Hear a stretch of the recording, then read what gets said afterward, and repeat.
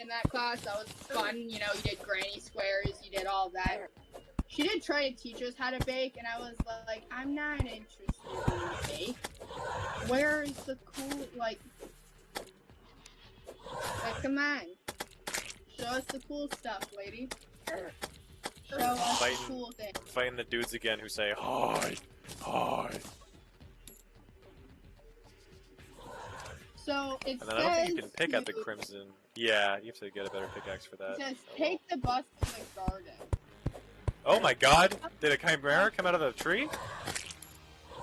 Chimera? Oh, they're called chimeras.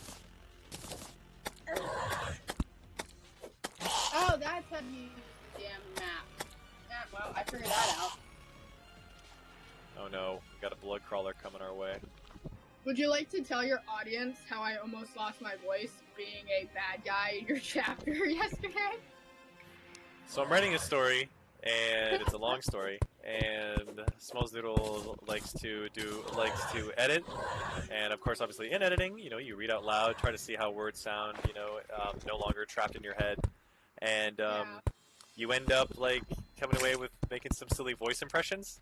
And I wrote, like, you know, demonic enemies, and so she put on the craziest growl voice, and I would definitely not have voiced it the way she did, but then again, I am also a man, so I have a manlier voice.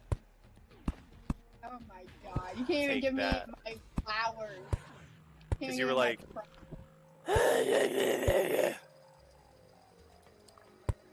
Yeah. Short! Short! Uh-oh, am I dying here? Ooh, water! Nope, no, that's still death. No, my voice was like... It was like... Oh no, it's Bubba. Not Bob. Hey, there you go. That's how you... Sounds so wicked. That's how you do the voice. But... What he doesn't tell you is this man writes fucking paragraphs in demonic voice. So I had done a bit. I had to stick to the bit. You know, and so I'm reading paragraphs like liberate the captured cats. Keep out of the agent's flashlights. If you get caught 3 times, you'll have to sub it out. Big huge chunks of paragraphs. Pages upon pages.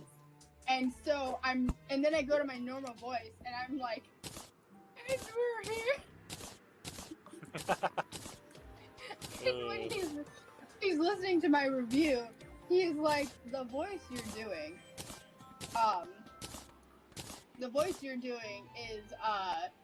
is quite funny.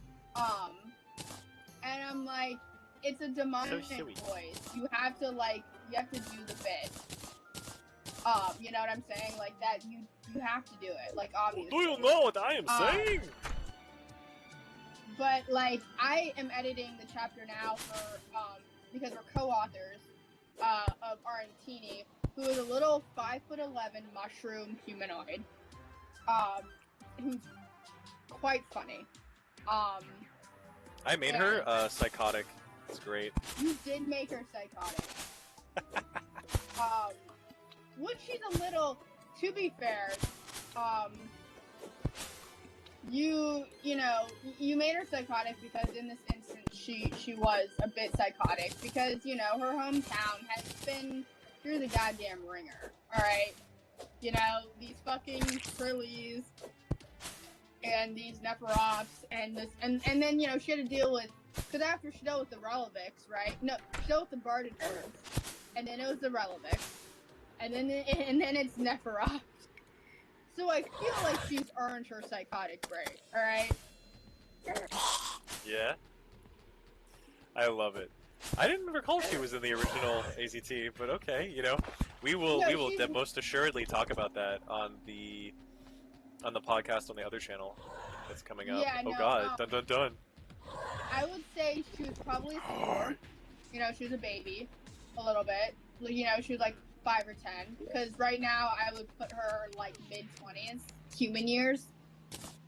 She's like 400 years old, like mushroom years, but to human years, she's about like 25. You know, I'm a little old in mushroom years. little old, you know, because they start losing, like they die of old age, but the way they die is that they because they're old, they can no longer be able to connect to the magic of the district, and they're not able to use it in the way that the younger mushrooms can, because you know they use magic. You know, there's magic in all the districts. You just have to kind of find it.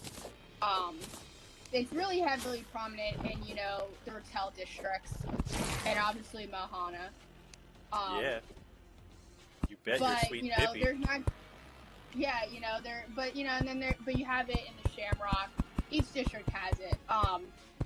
But the mushrooms is very much their magic is like integral into the like their land and the ground, and just like that thing. And so once they're not able to get in, it's like losing eyesight for them. Like they can no longer get in touch with the magic of the ground to keep living, and so they die of like old age because of it.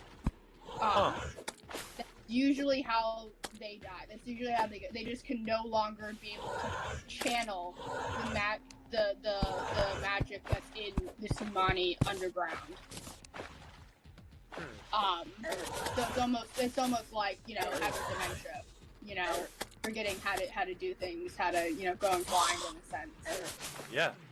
No, I mean, I guess that's parallel to how normal people die. I was thinking maybe there should be maybe some kind of like colonizing, not like white people, but I mean like, you know how they say like when fungus like spreads across an area, it colonizes it or whatever. Yeah. I feel like that could be very interesting to make a parallel to that, where it's all like, if the mushrooms feel a disconnect from like, you know, other people or something, you know, other mushrooms. Yeah, well, I can definitely say the Sumani origin. Shrooms together strong, basically. Yes, I will write this down. But a short preview of what I'm thinking is that the Sumani district was created as refugees from the Boran. Okay. And so what happened is there was, you know, in the rise of the goblins, you know, becoming the predominant race, right? There's a bit of a war, a bit of a clash. The goblins kind of took over. So now, you know, because Boron's, you know, the goblins' land. And so the mushrooms that were from Boron, who survived, obviously, went over and they found this land and they were like, okay, this is the Sumani district, this is home. This is where we live now. Yeah. And so they kind of did that, but it'd be interesting if they took over a little bit where they're like, oh, we're gonna just take a little bit more of this land, you know.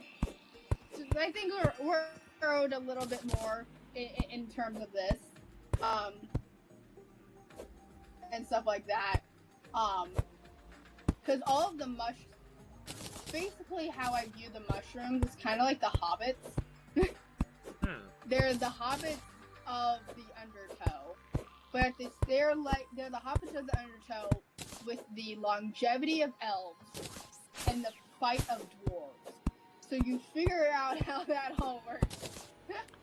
You know? Oh my god. Yeah, I mean, I guess the mushroom people are our dwarves. That's true. They would, you know, and so, you know, they have, you know, a council of elders, they have, you know, whatever, but it's very interesting. I would like, it would be interesting if they, you know, were, you know, part of the sequel a little bit. The third, not the main one's done, basically. Yeah. Brought in, because I think it'd be funny if, like, one of our characters was like, oh my god, I love mushroom soup. And Arantini's like, what? You love what? Yeah, like, wait. Like, oh my god, that'd be so funny. She'd be like, what do you mean mushroom soup? Because, you know, to her, they're Monty. Like, they're not, like, the mushroom people. So like Law would be like, yeah, I love fucking cream of mushroom. Like that's one of my favorite soups. And she's like, oh, cream of mushroom? What is mushroom? And then